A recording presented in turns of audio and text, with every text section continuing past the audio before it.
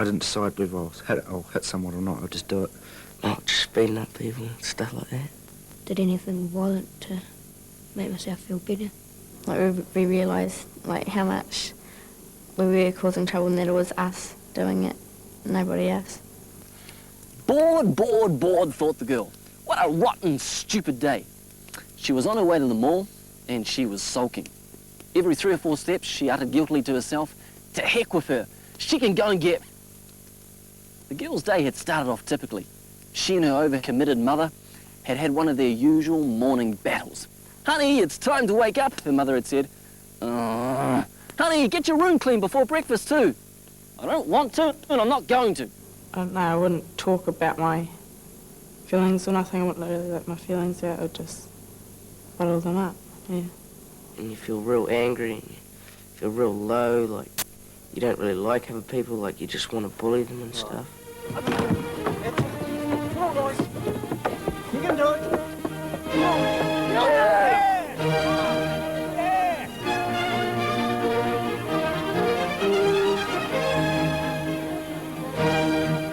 Nobody said growing up was easy. Children sometimes fall by the wayside. Low self-esteem, lack of confidence, no value system that makes any difference between feeling good and feeling bad. It's like they go somewhere else, somewhere inaccessible, dark and unhappy. And without help, they can become stuck and sink. The girl was sinking deeper and deeper. The now cloudy water was rising up around her waist, where there was forming a kind of a scum line. The scum mark on her side rose a little higher as she sunk deeper. Again the frog asked, "Who are you angry at?" Again the girl answered, "I'm not angry."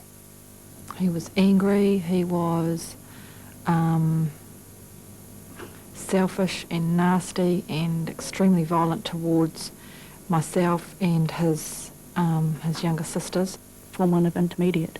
He picked up a knife and threw it at another student. He got suspended for 3 days. When they're in this negative space, children often find it difficult or even impossible to change the way they feel and behave. Dare to Make Change is a program that can help them do this for themselves, to change the story of their lives from one that is destined for an unhappy ending. And Dare to Make Change begins with a story. Well, I'm angry at Mum and Dad. They didn't spend enough time with me. I'm angry at not being rich, and I'm angry at not being clever. I'm angry at being told off at school because of my behaviour. I'm angry sometimes at my mates because they don't treat me a way that I'd like to be treated. And so all this stuff started to come out, you see. And the frog just kept nodding his head in support. And as this was happening, he was rising up out of the mud. I found that some of the students that I was working with were experiencing behaviour problems, and I was trying to find a medium that could encourage them to look at making changes. They weren't able to learn until they could change the behaviour in the situations that they were in. "Bravo, my son," said the frog. "You've been honest." Then he looked at the boy square in the eye and asked, "Has your anger helped you?" The boy thought of how miserable he felt most of the time. No, being angry hadn't really helped solve any of his problems. To the frog he simply muttered, "No." The frog replied, "Well, that's something to keep in mind. Now you need only do one thing more to be truly on your way." Dare to Make Change is an initiative by the Dare Foundation of New Zealand and the New Zealand Police, supported by Telecom. Dare has a variety of programs. Many of them are aimed at the classroom.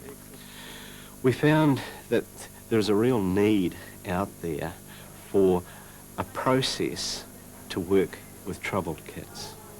So we believe that Dare to Make Change helps meet that need.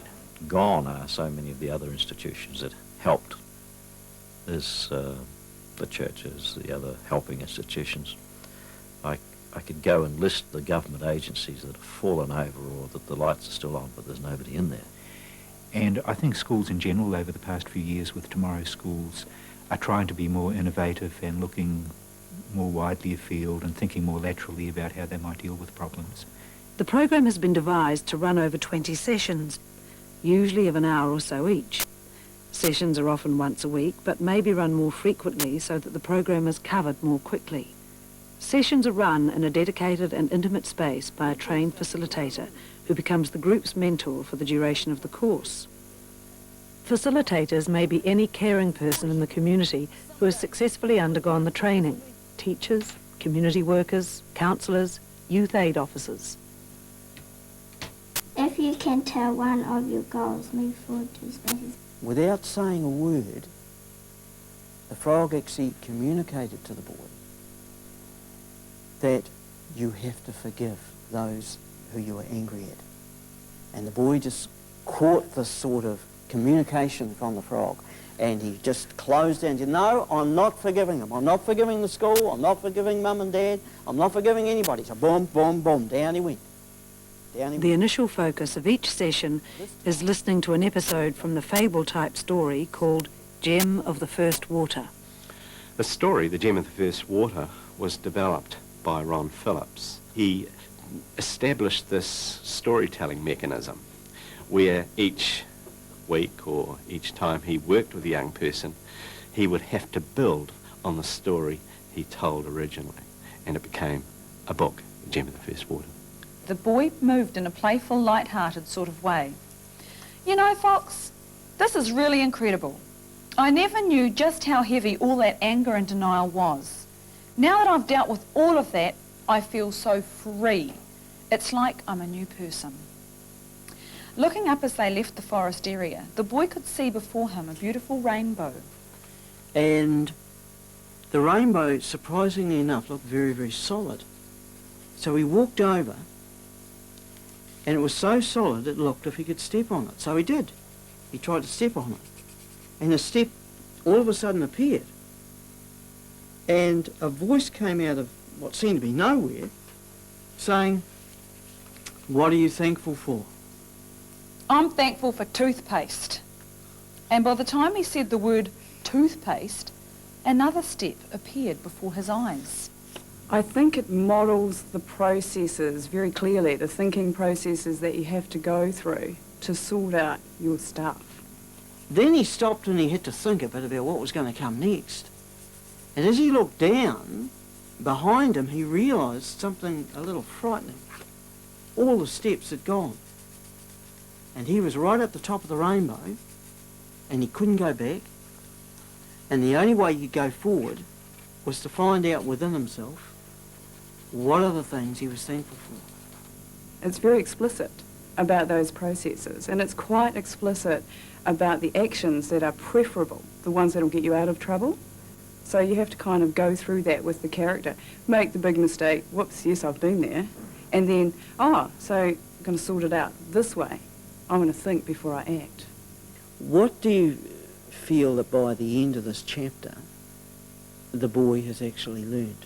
When the boy was in the swamp, every time if he didn't forgive someone or didn't let out his feelings, he'd go down a bit. Right. So the lesson I suppose you can learn from that is that if you don't get rid of your feelings or let them out somewhere, or turn them into positive feelings, that you're just going to keep sinking. Right.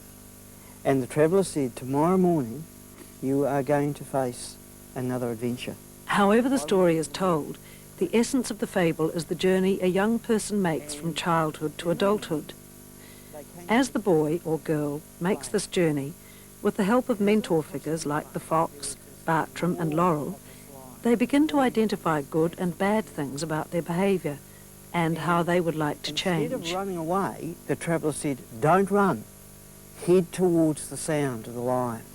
I thought it'd be silly, wouldn't be worthwhile, that kind of thing. Most people think it's a bit stupid when they get told about it. When they first said about this book, how it was, it was no miracle worker, but it worked. I thought, oh, you're right, sure it does. It's a story. But yeah, it's an amazing story. Darkness fell. The thought pounding inside the boy's head was, mistake. As the story models these attitudinal and behavioural change processes, the listeners gradually begin to identify with the protagonist, the boy or girl hero of the story, and begin the journey of change themselves. Problems in the story were like the same problems that we had as well. The character, the person, the boy that's going through it relates to me, and what he does is supposed to change what I would have used to done. It's kind of like around the same, like around your own life and everything, like what happens to you and everything. Like the boy gets angry and everything, everybody gets angry. And it tells you how to like fix it and everything.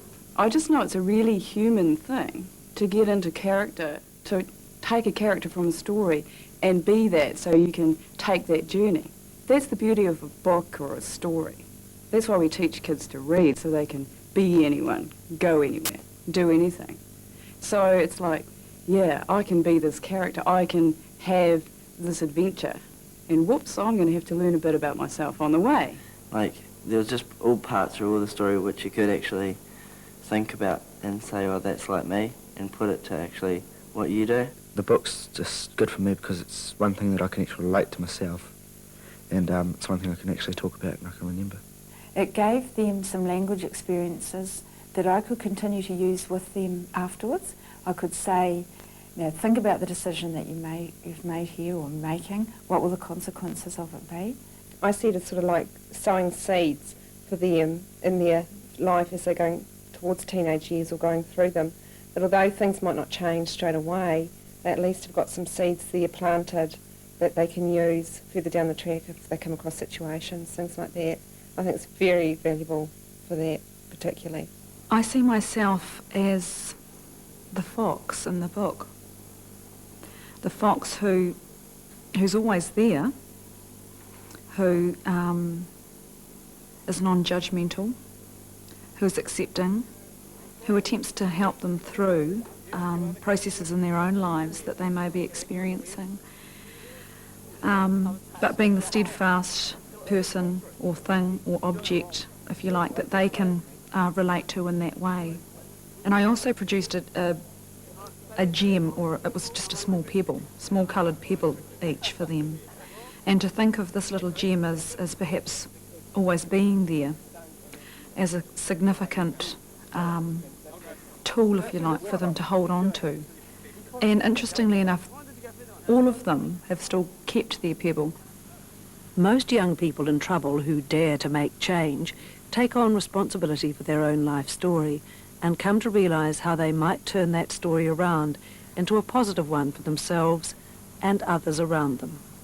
He can deal with the things that go on inside his head, and it's not his first reaction to hit and steal and do the things he was doing. I started to get better, and just basically through pushing from parents and the book. The mirror. Because anything you do, it's just going to reflect back on you.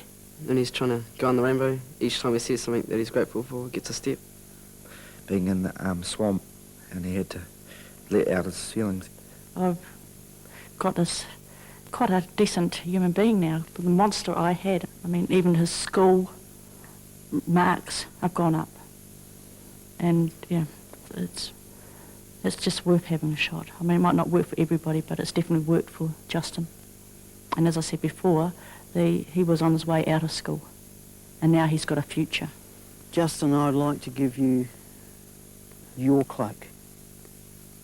And as the fox gave the cloak to the boy, I give you this as a celebration of change. And I congratulate you for what you've achieved in the journey. Good on you, mate.